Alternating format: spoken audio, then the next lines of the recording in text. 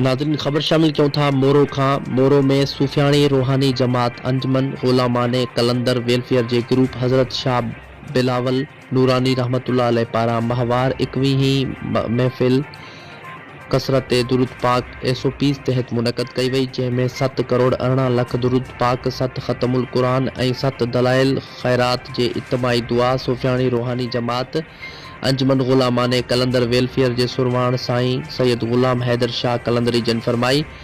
हिन महफ़िल में सिंध जे मुख़्तलिफ़ इलाइक़नि मां माण्हुनि वॾी तादाद में शिरकत कई। जग मशहूर नात ख़्वान शाहनवाज़ थई महफ़िल में नात ख़्वानी करे महफ़िल में मौजूद माण्हुनि खे झुमाए छॾियो।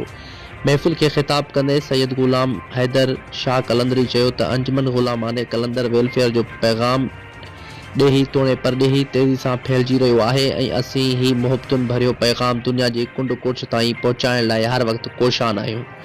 असांजे अंजुमन जो हर हिकु कारकुन पंहिंजे ॾिनल ड्यूटी खे बख़ूबी अंजाम ॾेई रहियो आहे। हीअ 21वीं जी महफ़िल बि हिकु दर्सगाह आहे जितां खां इन पैगाम खे आम करण जी सिख्या ॾिनी वञे थी।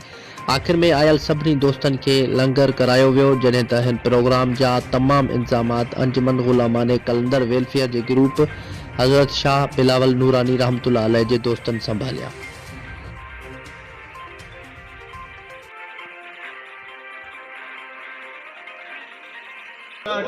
ज़िंदगी में तव्हांजे असांजे साम्हूं था अचनि, तॾहिं असांजे हर माण्हू चाहे तो मुंहिंजी उमिरि वॾी हुजे, हर माण्हू इहे ख़्वाहिशूं रखे तो, इहा हिकिड़ी इंसानी फितरत में शामिल आहे। पर सूफ़िया किराम लाल शहबाज कलंदर सेवण में ईअं कोन आहे। आन त ड्यूटी थी मर्कज़ मज़ा वठी आहे। मरकज़ कहिड़ो?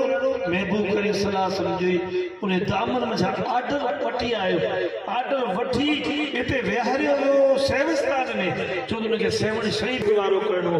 तव्हां जहिड़ा असां जहिड़ा कई नाहिल बि इन दामन थी सघे, जेकॾहिं इहे हफ़्ते वञा परे जे हुजनि त न बि पहुची सघूं। अॼु हिते ॾिसो जॻह ते कुंड कोने में तव्हांखे आशिक़ मिलंदा, जे पासे वेंदो तव्हांखे कोन को आशिक़ मिलंदो, पर उहे उन समुंड में जी ॻाल्हि हुई।